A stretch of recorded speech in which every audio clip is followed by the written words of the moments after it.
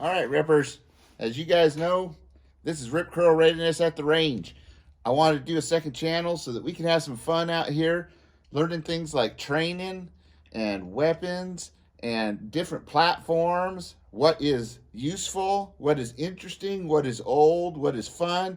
But this channel is mainly about fun. We're not going to dive in too seriously into the history and so forth, but I wanted to start out here by taking a look at old rifles that we can still get through things like the CMP program and finding them out there or getting them inherited, things like that, that we can use in our preparedness, in our everyday readiness, that are still effective to this day.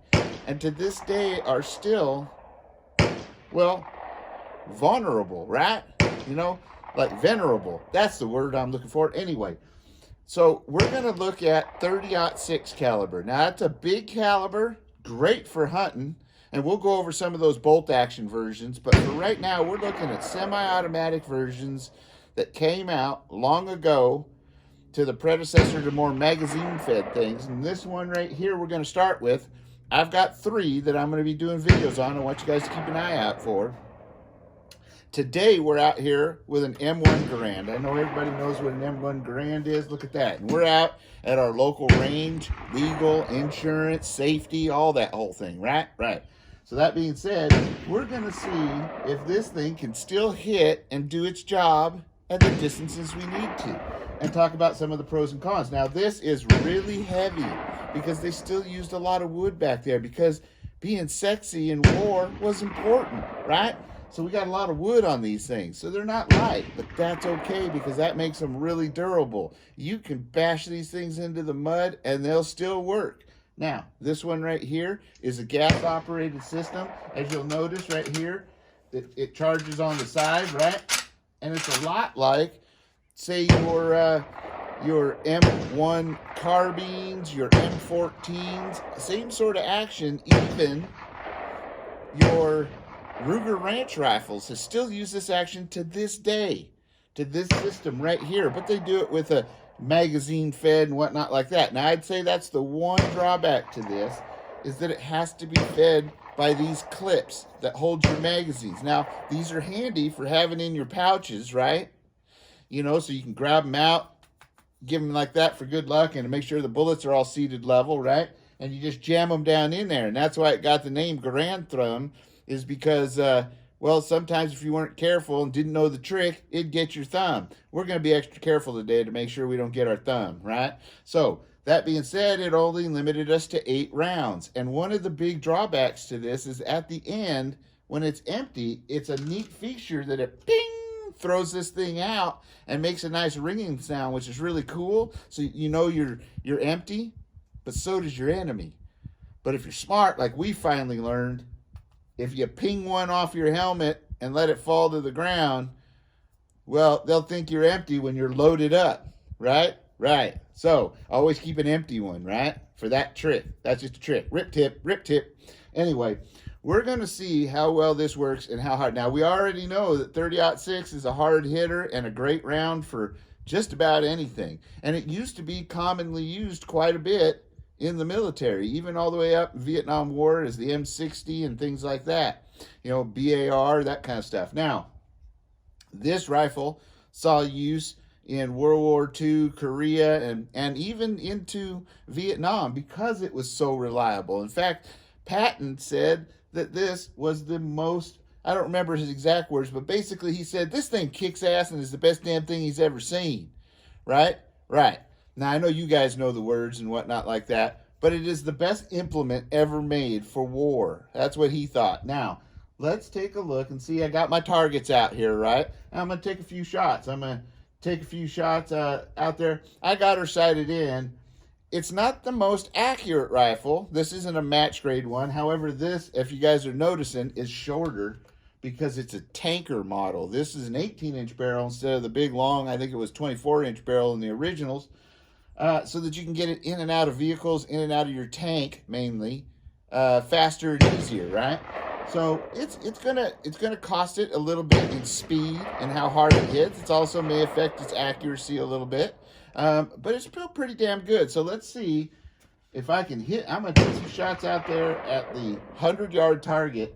And then our honorary shooter today out at the range for the honorary shot of the day is Hutch Homestead. That's right. You can look out there, and I'll zoom in when the time comes, but there is a milk jug down to the right-hand side that is Hutch himself, waiting to see if Rip Curl can still hold his record for the first shot.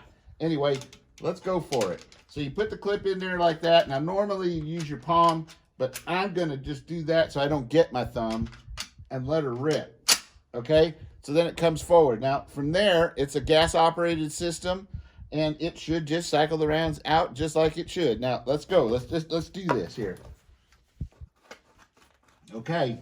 Can you do it? I don't know. I'm going to go body shot first.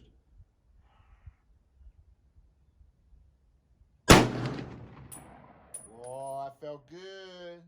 I'm going to take another one.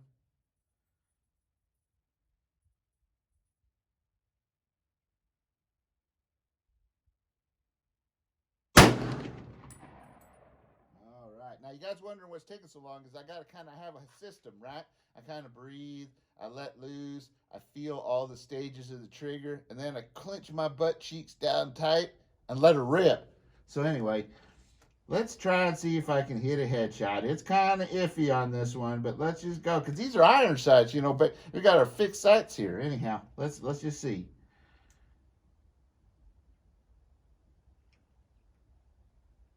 Okay, now for the last one, put it on safety. I'm going to zoom in so you guys can see Hutch.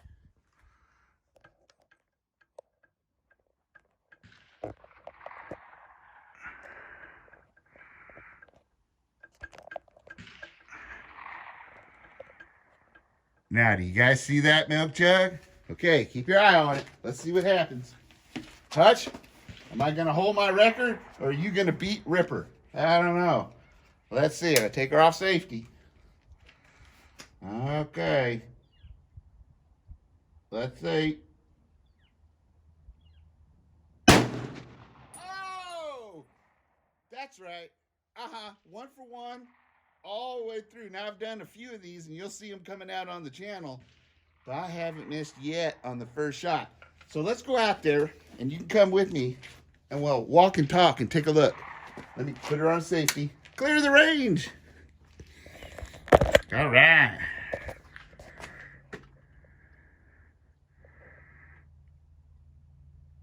So let's get out there and see what we've done. Oh boy. So as you guys know, you don't have to have the best or the most modern or the most expensive. And I'm going to go over other things and a variety of things on this channel, hopefully making it fun and making it, well, something we all can do, because we all have these different types of rifles. And I'm going to show you that you don't have to always have the tacticalest thing on the planet. And with practice and coming out here to the range on good days, you yourself should be able to do the things you need in SHTF, right? And these are great kinds of rifles to hand out to your group, to your mag, to your community, right? Things that they can use to defend an area, right? That's right. So first off, looky here. We got Hutch with the first shot. What an honor, Hutch. I appreciate you coming to the range. Let's take a look. Let's see. Well, there it is. I hit him low right there. See that? Got him low right there. I don't know if you can zero in on that. But, oh, here, let me try this. We don't have to zero in, so I forgot I'm zoomed in. Sorry about that, everybody. Okay, so check it out. Got Hutch down low, and it blew out the back. So I'm a little low, but I still got her. Now, let's take a look at my shots here. So, open sights, 2 shots at the body, 1 there, almost in the center X ring, and 1 in the 9 ring. That's not too bad. Now we're at 100 yards, which honestly, that from 100 to, well, honestly, from say 20, what is that, 7 yards all the way out to 300 is when most of your engagement happens. Most engagement doesn't happen further than 300 yards, right? So if you can hit at 100 yards, you can hit at 200. You more than likely can hit at 3 if you learn your gun, learn the drop, make yourself some drop charts, and practice, right? So right there is at 100 yards. Now keep in mind, this guy was standing still, ready to catch these, right? He might be moving around, but still, if you can do this, you're steps ahead of most people. And let's see. Oh, look at that. That's right. Rip Curl give him old brain surgery. Anyway, in all seriousness, guys, you should be out here at the range having fun, getting practiced, making sure your equipment is in working order and on target, and having fun, right? Nobody wants to take a life. We're just out here having fun, punching paper. But you want to be ready for the day that you may need to defend yourself, especially with everything that's going on right now. And I know you guys have seen the trials that are going on, and the inflation, and all these kind of things that are happening in this world that are going to end up leading to a lot of, I think, civil unrest. So anyway, I hope you guys are all staying safe, being secure, always be aware of your surroundings, and getting ready and prepared for anything that may come your way. And that means going out to the range and having some fun. Woohoo! Anyway, keep in touch and keep watching, because next is coming the FN 49. That's right. Next 30-06 coming up. FN 49. Stay tuned. Let's see if it can outdo our American best of the best, according to Patton, war implement made. Adios, y'all. Love you.